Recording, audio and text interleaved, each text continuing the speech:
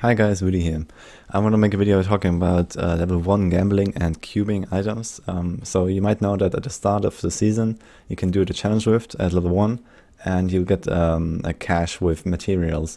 And in that you have I think 35 Death Breath, which allows you to upgrade exactly one legendary item because that costs 25. You can upgrade your vendors in town, and then you can also cube one item. And you also get a lot of blood shards. You get 475, which allows you to gamble 19 items. And this is really useful because at the start of the season, at level 1, you can actually gamble specific, very good items for depending on your class. And like this, you can speed up the leveling process quite a lot if you get them. And in most cases, there is actually a lot of good options that will easily make you able to deal with like Torment 1, 2, 3, even depending on what build you're playing. And I want to go over the best options here for every class. So here the timestamps if you want to skip to your class. Otherwise, I'll just go over it one by one. You can find this information on the D3 Planner website. So you go to D3 Planner and you add /Kadala, and this will open this site for you here. And here you have like the full gambling list of every single item, the average blood shard costs, and also the level at which you can gamble it, and so on. So this is pretty useful here. And for upgrading items, it doesn't matter what level you are, so you can get any item with upgrade rare in the cube. But for gambling, this is very important. Let's start with the Demon Hunter here. Demon Hunter unfortunately doesn't really have many good options for gambling. So if you set this to level 1, you have basically only bells with the Hellcat Waistguard, but you also have 2 really useless bells. So this is pretty sad, but Hellcat Waistguard is pretty much the best option you can hope for. And it's a 1 in 3, so it's unlikely you're gonna get it, and it's also weaker than most other classes. So Demon Hunter has a really hard time if you have to rely on the gambling. But there's one other thing, and that is the Lord Greenstone's Fan, and this is the weapon you want to upgrade. This one is actually really strong because it buffs your Fan of Knives by a lot, and it's a 50-50 chance to get it. And the other option is Kali's Point, which is not really crazy, but it's still useful.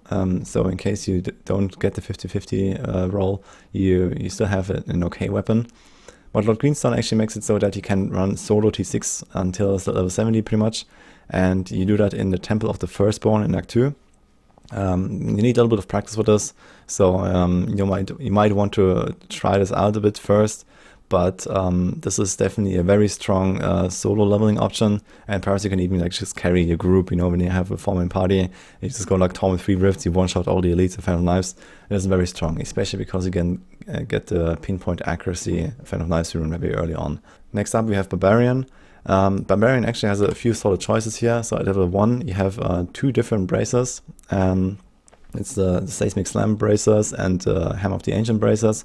Both of these are pretty good choices, and you can also easily destroy probably at least Torment 1, Torment 2 around, something like that. If you get one of these items, and you're almost guaranteed to get like one of these when you gamble your blood shards. Other than that, you want to upgrade 2-handed mighty weapons, because you can potentially get the combo. So you have the Seismic Slam weapon here, Fury of the Vanished Peak. So if you get the bracers and the weapon, that would be kind of the dream here. And the same with Hammer of the Ancients. You also have a Hammer of the Ancients weapon. So you have 2 really big weapons here, and it's only 6 different choices. And even if you get something like Bastion's Revert, it buffs your Frenzy and so on, it's alright. You have to later try, so it's not really useful, but it also helps out a bit. And the only 2 really bad options are the Immortal weapon and the Maddox Sorrow. So you have a few solid choices, especially if you're gambling on Barb. So you want to do that. Next is the Wizard. At level 1 you don't really have many good options to gamble. So you probably want to wait a little bit, because on the Wizard there's simply not really anything.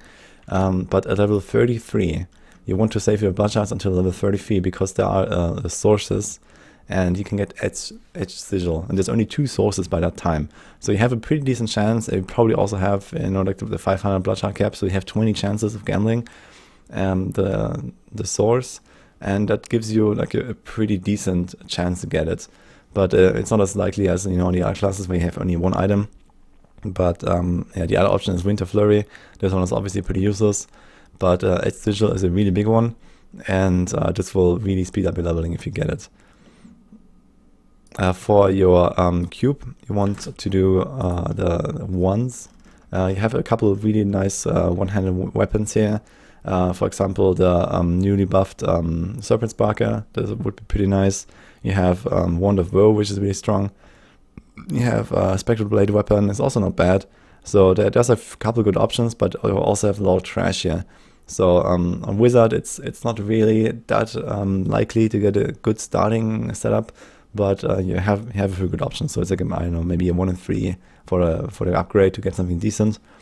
And for the gamble, it's like a 1 in 2, but you have to wait until level 33. Witch Doctor actually has a relatively solid option with the Gazing Demise. It's the only offhand you can gamble at level 1, and you should also be almost guaranteed to get it. The thing is, at level 1, when there's only one item to gamble and you have 475 shards, this gives you like an 86% chance to get it on average. So it is basically almost guaranteed. This is really nice here, and other than that, you have to kind of YOLO an upgrade on a one-handed weapon. So your one upgrade, your one try to upgrade would probably go to ceremonial knives.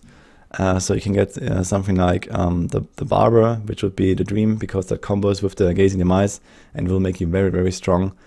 Other than that, there's also something like Moose Juicer, but just like rather than an item you want to equip, it's not really great.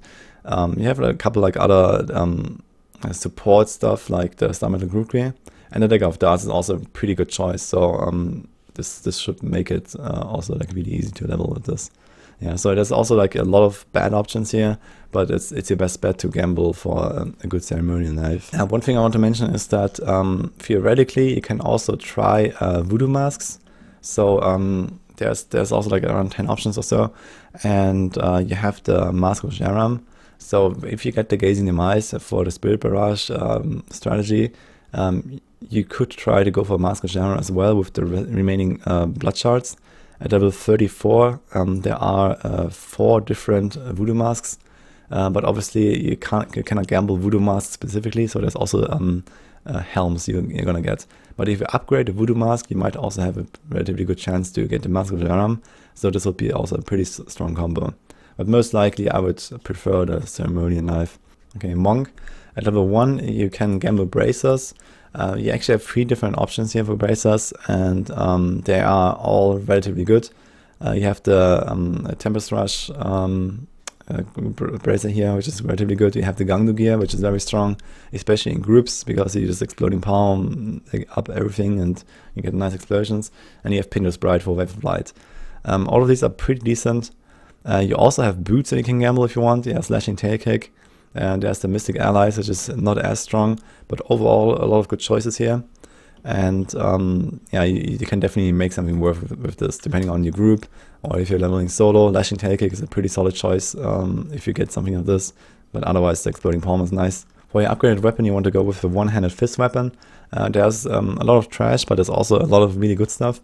So it's a little bit of a gamble here, but you have the Fist of Astarask with the Exploding Palm synergy. If you get that, you have the Vengeful Wind for your Sweeping Wind.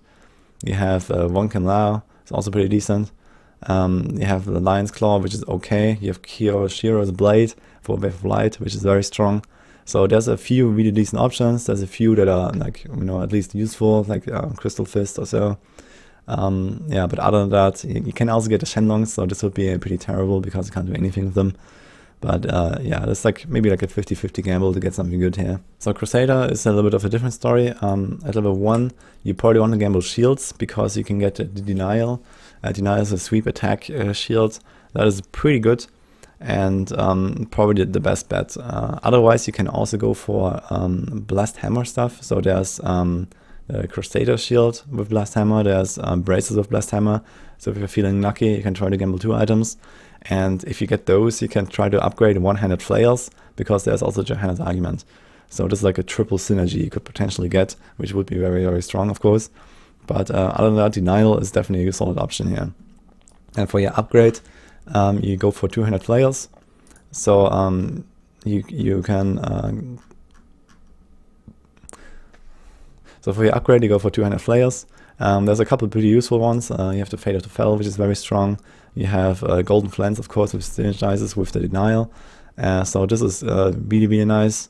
And there's a couple of okay ones. You have a Blessed Shield weapon here. This is pretty solid.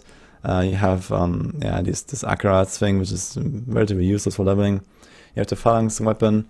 This is probably okay. And then you have a couple relatively bad ones. So Fate of the Fell and definitely the Golden Flens. Golden Flens would be a dream because it also gives like infinite resource basically, and this makes leveling very smooth in Crusader. And last we have Necromancer. Necromancer actually has a few very good choices, and you probably want to upgrade your weapon first. You want to go for two-handed scythes. There's only 4 different two-handed scythes.